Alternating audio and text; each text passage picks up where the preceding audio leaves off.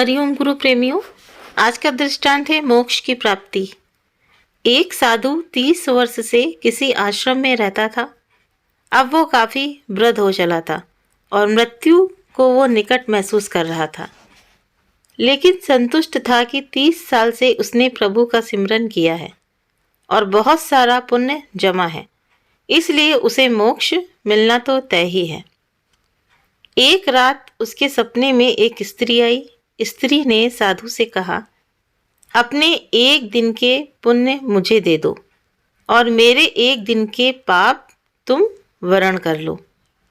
इतना कहकर स्त्री लोप हो गई। तो जो साधु था वो बहुत बेचैन हुआ कि इतने बरस तो स्त्री ख्याल में नहीं आई। अब जब अंत नज़दीक है तो स्त्री ख्याल में आने लगी। फिर उसने ख्याल झटक दिया। उसके सपने में एक स्त्री आई जब उसका मोक्ष नज़दीक आने को था और प्रभु सुमिरन में वो बैठ गया। स्त्री फिर से उसके ख्याल में यानी कि सपनों में आई। फिर से उसने कहा कि एक दिन का पुण्य मुझे दे दो और मेरा एक दिन का पाप तुम वरण कर लो। इस बार साधु ने स्त्री को पहचानने की कोशिश की, लेकिन स्त्री का चेहरा बहुत धुंधला था। साधु से पहचाना नहीं गया। साधु अब चिंतित हो उठा कि एक दिन का पुण्य लेकर ये स्त्री क्या करेगी। हो ना हो ये स्त्री कष्ट में है, लेकिन गुरुजी ने कहा हुआ है कि आपके पुण्य ही आपकी असल पूंजी हैं। ये किसी को कभी मत दे बैठना।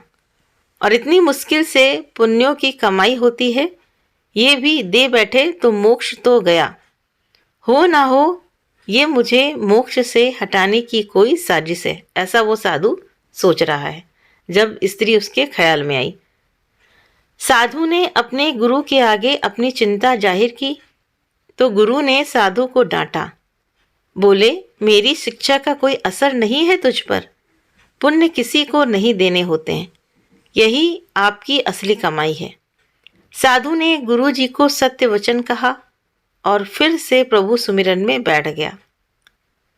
और वो जो स्त्री थी फिर से उसके सपनों में आई यानी कि ख्याल में आई। वो बोली, तुम्हारा गुरु अपूर्ण है, इसे ज्ञान ही नहीं है। तुम तो आसक्ति छोड़ने का दम भरते हो। बीवी बच्चे दीन दुनिया छोड़कर तुम इस अभिमान में हो कि तुमने आसक्ति छोड़ दी है। तुमने और तुम्हारे गुरु ने तो आसक्ति को और जोर से पकड़ लिया है, ऐसा वो स्त्री कहती है। किसी जरूरतमंद की मदद तक का चरित्र नहीं रहा तुम्हारा, ऐसा वो स्त्री कहती है। तुम्हारा तो किसी की मदद करने का चरित्र नहीं रहा।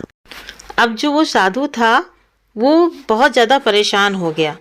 वो सोचने लगा कि अब हम कहाँ जाएं। तो संत मत कहता है कि पुण्य किसी को मत दो, और धर्म कहता है, उसके अंदर ये विचार चल रहा है, और धर्म कहता है कि ज़रूरतमंद की मदद करो। यहाँ तो फंस गया, वो ऐसा सोच रहा है। गुरु भी राह नहीं दे रहा कोई, लेकिन स्त्री मदद मांग रही है। तो साधु को एक युक्ति सूझी, जब कोई राह ना दिखे तो प्रभु से तार जोड़ो, प्रभु से राह जानो, तो प्रभु से ही पूछ लो कि उसकी रजा क्या है। उसने प्रभु से उपाय पूछा यानी कि भगवान से। साधु ध्यान में बैठकर भगवान से बातें करने लगा। साधु बोला, मैंने 30 साल प्रभु आपका सुमिरन किया है। 30 साल मैं भिक्षा पर रहा हूँ, कुछ संचय नहीं किया, त्याग को ही जीवन माना है। पत्नी बच्चे तक सब त्याग दिया, ऐसा साधु बोल रहा है भगवान से। तो भगवान ने कहा, तुमने 30 बरस कोई उपयोगी काम नहीं किया, कोई रचनात्मक काम नहीं किया, दूसरों का कमाया और बनाया हुआ खाया। राम राम जपने से पुण्य कैसे इकट्ठा होते हैं? तुम्हारे खाते में शून्य पुण्य है। ठीक, कितनी बड़ी बात है ये दृष्टांत क्या सिखा रहा है, बहुत ध्यान से इसको समझिएगा। कि वो साधु बहुत हैरान हुआ, लेकिन हिम्मत करके उसने भगवान से पूछा कि फिर वो स्त्री मुझसे पुण्य क्यों मांग रही है। तो प्रभु ने कहा, क्या तुम जानते हो वो स्त्री कौन है? तो साधु ने कहा, नहीं जानता, लेकिन जानना चाहता हूँ। तो प्रभु ने कहा, वो तुम्हारी पत्नी है, तुम जिसे 30 वर्ष पहले पाप का संसार कह छोड़ आए थे। ठीक है, तो कुछ पता है वो क्या करती है? उसने कहा, नहीं प्रभु, उसके बारे में मैं कुछ नहीं जानता। तो भगवान ने कहा, तो सुनो, जब तुम घर से चुपचाप निकल आए थे तब वो कई दिन तुम्हारे इंतजार में रोई। फिर एक दिन संचय खत्म हो गया और बच्चों की भूख ने उसे तुम्हारे गम पोंछ डालने के लिए विवश कर दिया। उसने आंसू पोंछ दिए और नौकरी के लिए जगह जगह घूमती भटकती रही। वो इतनी पढ़ी लिखी नहीं थी, तुम बहुत बीच राह में उसे छोड़ गए थे। उसे काम मिल नहीं रहा था, इसीलिए उसने एक कुष्ठ आश्रम में नौकरी कर ली। वो हर रोज खुद को बीमारी से बचाती उन लोगों की सेवा करती रही जिन्हें लोग वहां त्याग जाते हैं। भगवान ने आगे कहा, अब वो बेचैन है तुम्हें लेकर। उसे बहुत दिनों से आभास होने लगा है कि वो उसका पति मरने वाला है और वो यही चाहती है कि उसके पति को मोक्ष मिले, जिसके लिए वो घर से गया है। उसने बारंबार प्रभु को अर्जी लगाई है कि प्रभु, मुझ पापिन की जिंदगी काम आ जाए तो ले लो, उन्हें मोक्ष जरूर देना। मैंने कहा उसे कि अपना एक दिन उसे दे दो। कहती है, मेरे खाते में पुण्य कहाँ हैं, कहाँ होते, तो मैं एक पल ना लगाती, सारे पुण्य उन्हें दे देती। तुम्हारी पत्नी के पास अथाह पुण्य जमा है।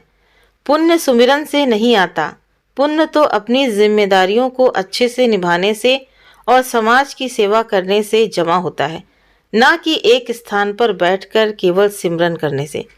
वो औरत अपने पुण्य तुम्हें दे रही थी और तुम न जाने कौन से हिसाब किताब में पड़ गए। तुम तो साधु भी ठीक से नहीं बन पाए। तुमने कभी नहीं सोचा कि पत्नी और बच्चे कैसे होंगे, लेकिन पत्नी आज भी बेचैन है कि तुम अपने लक्ष्य को प्राप्त कर सको।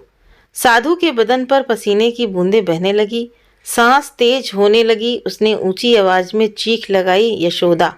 साधु हड़बड़ा कर उठ बैठा, उसके माथे पर पसीना बह रहा था। उसने बाहर झांक कर देखा, सुबह होने को थी। उसने जल्दी से अपना झोला बांधा और गुरुजी के सामने जा खड़ा हुआ। गुरुजी ने पूछा, आज इतनी जल्दी भिक्षा पर? साधु बोला, घर जा रहा हूँ। गुरुजी बोले, अब घर क्या करने जा रहे हो? तो साधु बोला, धर्म सीखने। क्या सच में परिवार, बीवी और बच्चों को छोड़कर साधु बन जाने से और सुमिरन करने से मोक्ष की प्राप्ति हो सकती है? तो इस पर विचार जरूर से जरूर करें। इसीलिए गुरु बार बार समझाते हैं, जो गृहस्थ में मोक्ष मिल सकता है वो साधु सन्यासी बनने पे नहीं। साधु सन्यासी जो लोग बनते हैं ना, तो वो अपनी जिम्मेदारियों से भागते हैं। सोचते हैं कि जो है हम यहाँ पे बच्चों की परवरिश करनी पड़ेगी, खर्चा करना पड़ेगा, कमाई करना पड़ेगा, तो जाके साधु का भेष जा करके कहते हैं कि हम जा करके मोक्ष लेंगे। ये मोक्ष नहीं होता है। देखिए, इस दृष्टांत में एकदम साफ साफ बताया गया है कि मोक्ष की प्राप्ति आपको वहाँ से नहीं। भाई वहाँ पे भी गए तो वहाँ पे भी तुमको खाने की जरूरत पड़ेगी, भिक्षा मांगोगे, खाओगे, बनाओगे।